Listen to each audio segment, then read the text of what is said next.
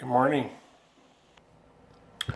Today I'm going to read from a story from one of my favorite writers, Willa Cather. And one of the reasons she is one of my favorite writers is because she was writing at a time when most of the writers in the West were trying to glamorize and romanticize the West. Willa Cather wrote about it in a much more realistic way. She was the first writer west of the Mississippi to win a major literary prize. She won the Pulitzer for one of her novels. It wasn't even one of her better novels. I can't even think of the name of it right now. But anyway, this story I'm going to read from is kind of brutal, and it gives you a pretty good indication of two things. One thing, how amazing she was in her description, but also the fact that she took on a lot of really painful and difficult issues head on. It's called On the Divide. Near Rattlesnake Creek, on the side of a little draw, stood Canute's shanty. North, east, south stretched the level Nebraska plain of long rust-red grass that undulated constantly in the wind. To the west, the ground was broken and rough, and a narrow strip of timber wound along the turbid, muddy little stream that had scarcely ambition enough to crawl over its black bottom. If it had not been for the few stunted cottonwoods and elms that grew along its banks, Canute would have shot himself years ago. The Norwegians are a timber-loving people, and if there is ever a turtle pond with a few plum bushes around it, they seem irresistibly drawn toward it. As to the shanty itself, Canute had built it without aid of any kind, for when he first squatted along the banks of Rattlesnake Creek, there was not a human being within 20 miles. It was built of logs split in halves, the chinks stopped with mud and plaster. The roof was covered with earth and was supported by one gigantic beam curved in the shape of a round arch. It was almost impossible that any tree had ever grown in that shape.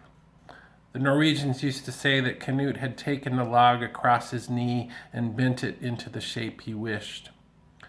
There were two rooms, or rather there was one room with a partition made of ash saplings interwoven and bound together like big straw basket work. In one corner there was a cook stove, rusted and broken. In the other a bed made of unplaned planks and poles. It was fully 8 feet long, and upon it was a heap of dark bed clothing. There was a chair and a bench of colossal proportions. There was an ordinary kitchen cupboard with a few cracked, dirty dishes in it, and beside it on a tall box a tin wash basin. Under the bed was a pile of pint flasks, some broken, some whole, all empty. On the wood box lay a pair of shoes of almost incredible dimensions. On the wall hung a saddle, a gun, and some ragged clothing, conspicuous among which was a suit of dark cloth, apparently new, with a paper collar carefully wrapped in a red silk handkerchief and pinned to the sleeve. Over the door hung a wolf and a badger skin, and on the door itself a brace of 30 or 40 snake skins whose noisy tails rattled on ominously every time it opened. The strangest things in the shanty were the wide window sills. At first glance, they looked as though they had been ruthlessly hacked and mutilated with a hatchet. But on closer inspection, all the notches and holes in the wood took form and shape. They seemed to be a series of pictures. They were, in a rough way, artistic. But the figures were heavy and labored as though they had been cut very slowly and with very awkward instruments. There were men plowing with little horned imps sitting on their shoulders and on their horses' heads. There were men praying with a skull hanging over their heads and little demons behind them mocking their attitudes. There were men fighting with big serpents and skeletons dancing together. All about these pictures were blooming vines and foliage such as never grew in this world, and coiled among the branches of the vines there was always the scaly body of a serpent, and behind every flower there was a serpent's head, It was a veritable dance of death by one who had felt its sting. In the wood box lay some boards, and every inch of them was cut up in the same manner. Sometimes the work was very rude and careless, and looked as though the hand of the workman had trembled.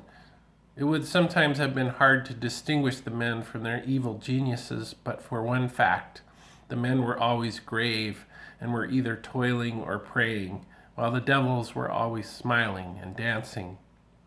Several of these boards had been split for kindling, and it was evident that the artist did not value his work highly. It was the first day of winter on the Divide. Canute stumbled into his shanty carrying a basket of cobs, and after filling the stove, sat down on a stool and crouched his 7-foot frame over the fire, staring drearily out the window at the wide gray sky. He knew by heart every individual clump of bunch grass in the miles of red shaggy prairie that stretched before his cabin. He knew it all in the deceitful loveliness of its early summer, in all the bitter barrenness of its autumn. He had seen it smitten by all the plagues of Egypt. He had seen it parched by drought and sogged by rain, beaten by hail and swept by fire. And in the grasshopper years he had seen it eaten as bare and clean as bones that the vultures have left. After the great fires he had seen it stretch for miles and miles, black and smoking as the floor of hell. He rose slowly and crossed the room, dragging his big feet heavily as though they were burdens to him. He looked out the window into the hog corral and saw the pigs burying themselves in the straw before the shed. The leaden gray clouds were beginning to spill themselves, and the snowflakes were settling down over the white leprous patches of frozen earth where the hogs had gnawed even the sod away. He shuddered and began to walk, trampling heavily with his ungainly feet. He was the wreck of 10 winters on the Divide, and he knew what that meant. Men fear the winters of the Divide as a child fears night, or as men in the North Seas fear the still, dark cold of the polar twilight. His eyes fell upon his gun, and he took it down from the wall and looked it over. He sat down on the edge of his bed and held the barrel toward his face, letting his forehead rest upon it, and laid his finger on the trigger. He was perfectly calm. There was neither passion nor despair in his face, but the thoughtful look of a man who is considering. Presently he laid down the gun, and reaching into the cupboard, drew out a pint bottle of raw white alcohol. Lifting it to his lips, he drank greedily. He washed his face in the tin basin and combed his rough hair and shaggy blonde beard. Then he stood in uncertainty before the suit of dark clothes that hung on the wall. For the 50th time, he took them in his hands and tried to summon courage to put them on. He took the paper collar that was pinned to the sleeve of the coat and cautiously slipped it under his rough beard, looking with timid expectancy into the cracked, splashed glass that hung over the bench. With a short laugh, he threw it down on the bed, and pulling on his old black hat, he went out, striking off across the level. On the Divide by Willa Cather, and yeah, I'm sorry, it's kind of depressing, but you know, it's a reality of life in that time and place. So thanks, hope you have a good day. Better than Canute, I'm sure.